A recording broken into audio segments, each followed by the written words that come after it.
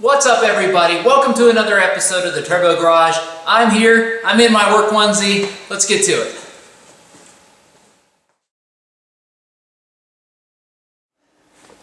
Alright folks, here's the current layout in the garage. We've got the ISF over there, there's the Figgy, Thunderbolt, and then we have the Galant in the early stages of being tore apart.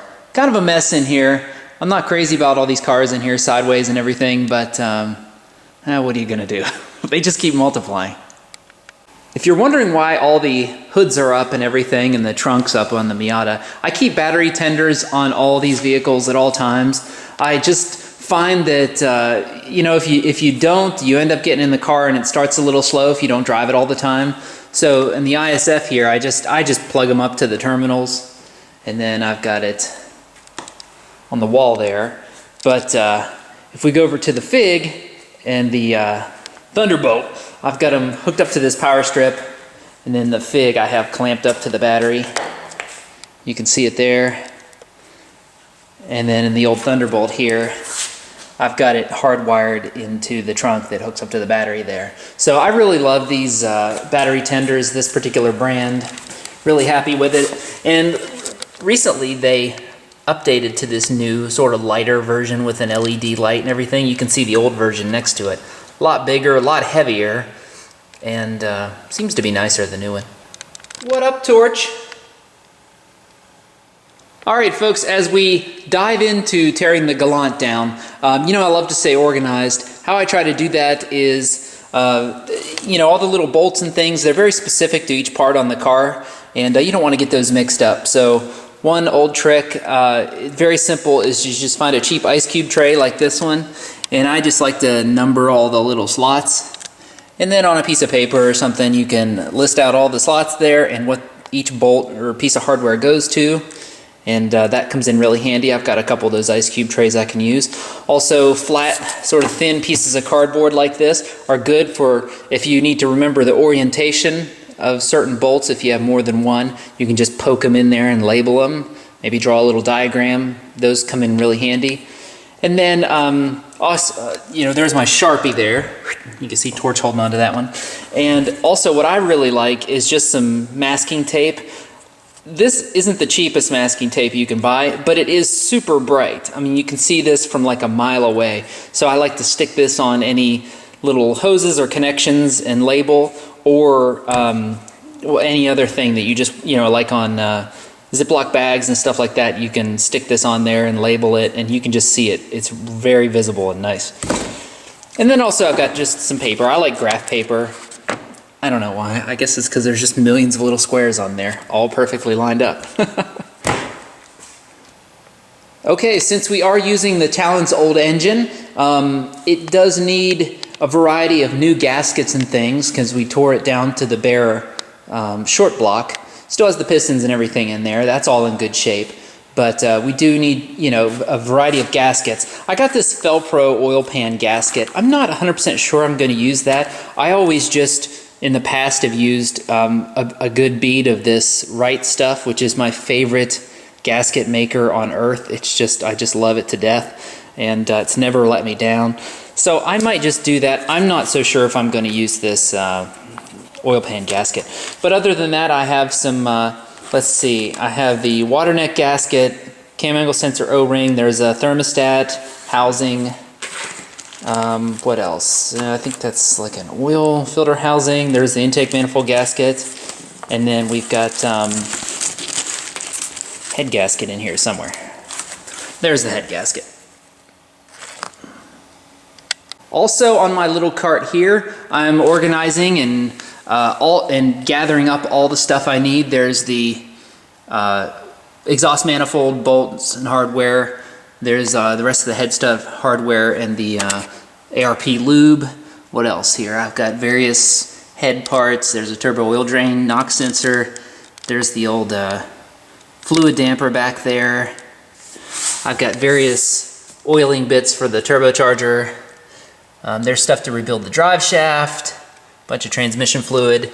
So I just like to keep everything together for a certain car that I'm working on as the parts come in, keep them nice and organized and straight. So this is the engine we're going to use in the Galant.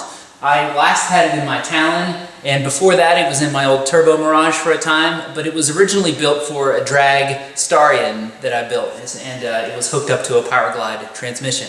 It's a Buescher Stage 3 short block.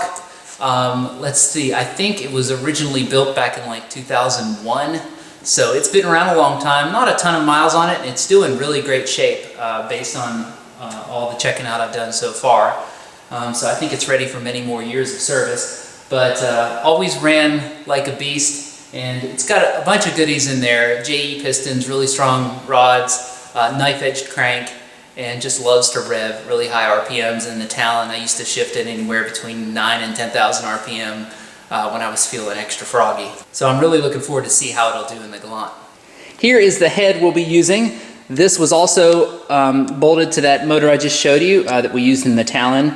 It's an old Buescher Racing Stage 3 that was built like back in 2001. Never gave me any problems. I just sent it off to them to get checked out and cleaned, and everything looked pretty good, and they sent it back to me, and it's in good shape. So you see it's all ported out, and I mean, it's got all the goodies in there for sure. So it's all cleaned up, ready to go. I'm going to keep it in its protective baggie until it's time to be used there. There's a shot of the valves and such. You can see it's got the O-rings going on there. Probably overkill for what we're doing on the Galant, but it can't hurt, right? I'm getting old and I need to refresh my memory. Oh, there we go. Miata, Miata, no. Yes.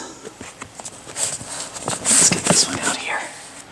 There we go. That's what we're talking about.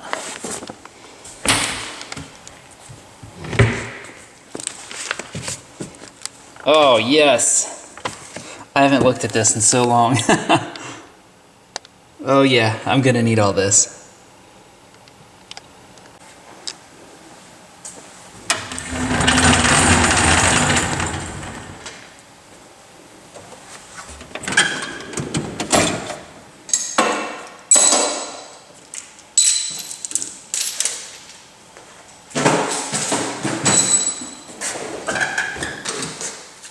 Oh, and I love these Harbor Freight gloves. They have a variety of different thicknesses and things. My two favorite are these 7mm nitriles and the 9mm nitriles. I find anything else is too thin or just, you know, whatever, not quite heavy duty enough. But the 7mm are nice, a little thinner, and the 9mm are great for heavier stuff. They will not rip, really strong. But both of them are really good. If you catch them on sale, it's a good deal.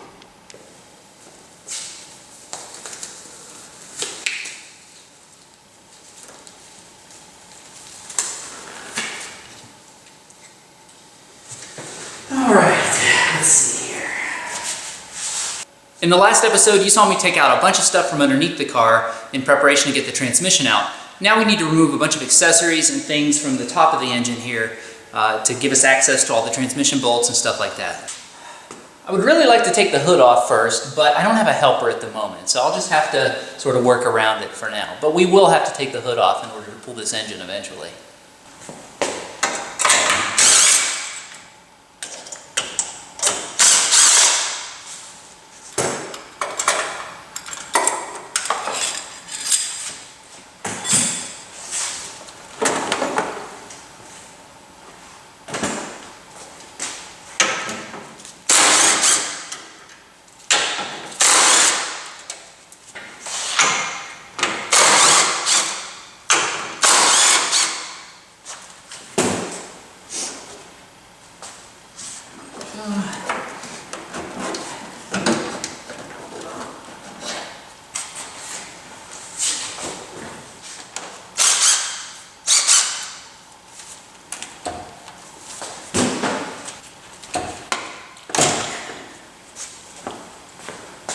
You don't have to take this battery tray out, but it doesn't hurt.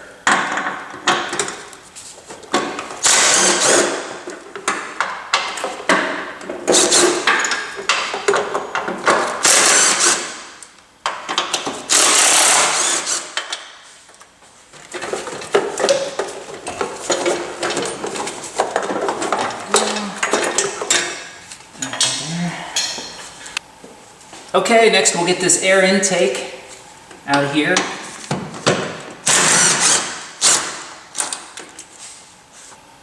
So this whole setup is from an Evo 8. This is an Evo 8 mass airflow sensor, and this is from AEM, this adapter and this air filter.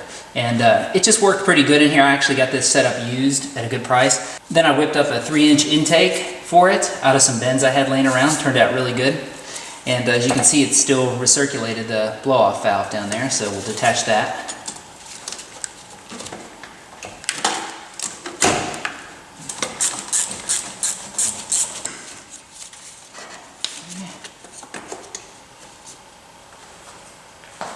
Okay, we've got to go ahead and get the intercooler pipe out of the way, and once we get all that stuff out of there, then we can take the radiator out. Now we're just unbolting the bottom part of the upper intercooler pipe, so we can just yank that whole deal out of there. One last thing, and that's unplugging this little methanol injection line here, so just push up on that and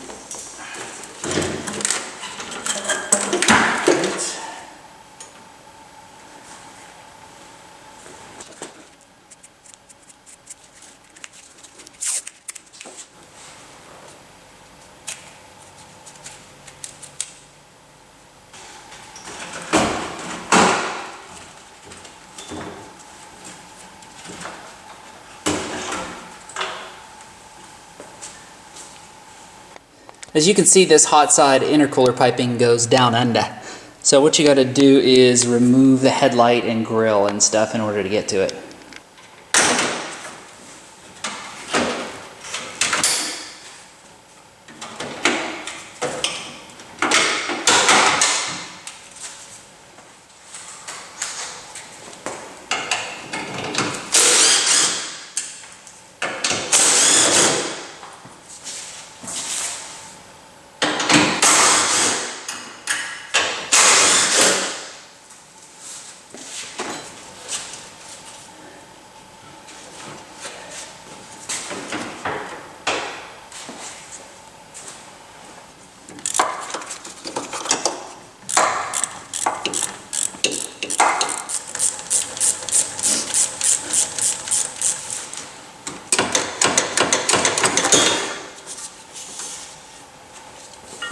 Alright, with that stuff out of the way, definitely have a better look at the transmission. Still have a long way to go though.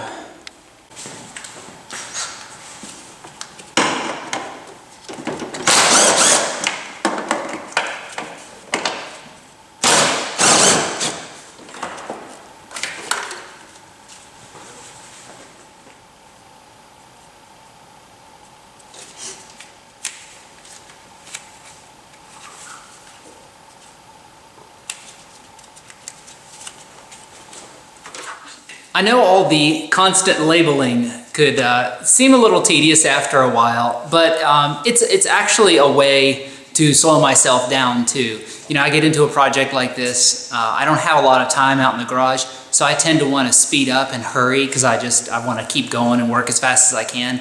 But labeling everything, I know it'll pay off in the long run, and also it slows me down a little bit to make sure I don't make any mistakes. So it works pretty good for me that way.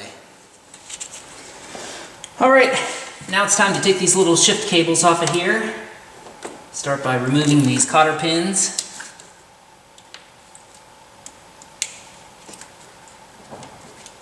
These are always fun to get out of here. There we go.